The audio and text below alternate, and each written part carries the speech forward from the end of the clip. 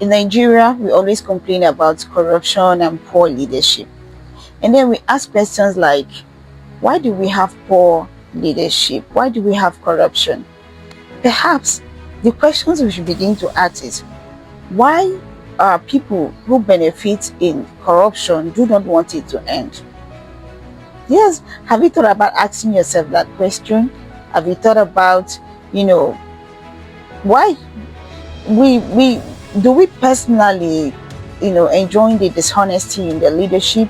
Now look at the issues that have to do with some systemic issues in Nigeria, where election is around the corner and the account of the state government is being frozen. Is it because there is nobody that can be held accountable for this behavior? This is the issue that affects democracy. This is the issue that affects good governance. This is the issue that affects a lot of progress in the country when it comes to leading people. So one question I would like to throw to us listeners, my viewers, my lovely viewers here is, do we still value integrity? Help me help me take this phone call and let me tell the person I'm not available. Shortcut that can save you money. There were so many people that that were qualified, but they chose me because you had some connection or something. It's not something you should go and be telling people that you were preferred over other people who were more qualified than you. So will you be willing to tell the truth even though it costs you some? Let me tell you something that you should know today. Integrity is not something that we should only demand from politicians. We should only demand from public office holders or leaders. It starts with us. It starts with me as a Nigerian and as a human being. It starts with me. It starts with you. That's one thing you should know. Integrity should start with you. A lot of parents do that. So if you are thinking of teaching your children how to lie, and after this video you should stop it, because when you teach them how to lie, they go to the society, they begin to lie better and better, and they become those corrupt politicians, public office holders, because they already have a machinery of liar at home. Integrity in the church and the mosque, in our worship centers, both religious worship centers, there should be pure integrity in whatever you tell your members or your followers who also believe in what you believe in. Now our workplace cannot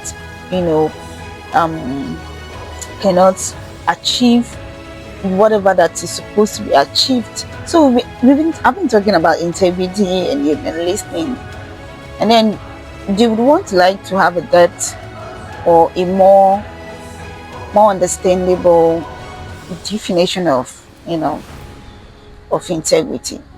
What is integrity? Integrity is not perfection. Integrity is not perfection. I can tell you that. It is it means you choosing honesty when dishonesty is easier. Yeah, you choosing honesty when you can be dishonest, when dishonesty is more convenient for you, when you tell the truth when you have the option of lying. It means being accountable when sometimes when we are wrong, we're supposed to say, I'm sorry, I offended you, or I did the wrong thing, I made a mistake. Instead of doing that, we tend to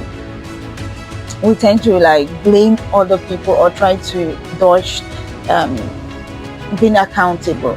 It's not integrity. Sometimes we say, it's just small thing, I just had to lie a small lie. What do you mean a small lie? Now tell me, what do you mean a small lie? A small lie is a big lie. A lie is a lie. A small lie can cost a lot. So people say, I just did a white lie. A white lie? How many times do you lie a day? It means refusing to be a different person simply because nobody is watching. I remember a long time ago when my mom always said, it doesn't matter who is there or not, do the right thing. When my mom always said, it doesn't matter who is there or not, do the right thing. So in this video, I'll be talking about the 3 tests of integrity you should know.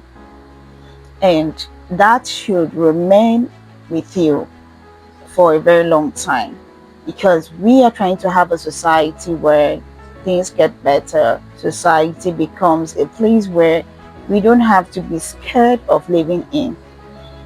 And number three is the most important one. What you do when no one is watching you before it is, displayed in public is very important. You make people lose a lot because you steal from them. You take from them what does not belong to you. With that character, you are like a role model. So I like you to know that whatever thing you do is disintegrity. It's being dishonest. It's dishonest. It's you understanding that people can see me, whether they see me or they don't see me. A society cannot build a strong and trustworthy institution if the people do not choose or are not trustworthy. We cannot demand integrity from government while celebrating dishonesty in our everyday life. We are demanding accountability, but we are not accountable to our friends, to our workplace, to reality. We cannot condemn corruption publicly, while because we are benefiting from unethical shortcut privately. Some people can criticize um, people because they are not benefiting from it. But once they are benefiting from it, they don't care. And then we cannot ask our leaders to be accountable while we refuse to be accountable ourselves. This is very important. You want accountability, you have to be accountable in your family, in your spending, in your relationship, in your workplace, in your religious center, in whatever position you have been given in, no matter how small. It could be a community position, it could be a group, a circle position, and then how do you manage it? So, what I'd like you to do today is ask yourself, why am I asking others to be honest while anyone can be honest when honest is easy? But when it costs you your relationship, your family, your properties, your money, would you still be honest? Would you still remain loyal? Will you still remain that good person? Don't wait till when a big stuff can a big stuff. Number three, what you do when you are wrong. A lot of people accept, make apologies, do a lot of stuff to prove that they are really sorry about it. But there are people that will not apologize. They won't even see themselves as people who have done anything wrong. Instead, they blame other people for their mistakes. That is not integrity. That is being dishonest. That is being bad.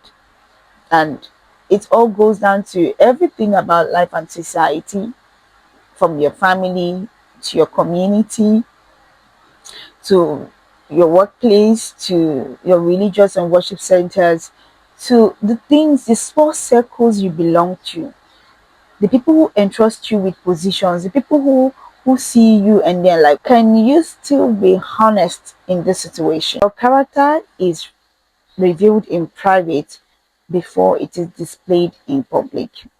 And one thing you should also know is that a person who only behaves well in public when people are watching him or her, it's only about reputation, but do not necessarily mean integrity. So when people see you in public and then you're all nice, all good, that is not integrity. That is a display of reputation. So when you are criticizing the government, you should also look at yourself. Do you do the same thing in your own way, or you're better off? Now, the second one is what you do when integrity costs you something. I like this the most because a lot of people will say, but when you give them just a little of opportunity to be what the other person did and failed, they will do worse. So people say, money cannot change me. No, so if 10 million can change you, 1 billion can change you. So this is where integrity comes in, where Can money change you? So remember that integrity will not always make you rich. It may not make you popular. It may even cost you standing alone. Hmm? But in the long run, you should never lose yourself to gain success. Never, ever, ever lose yourself to gain success. So you should think, lead, and make impact.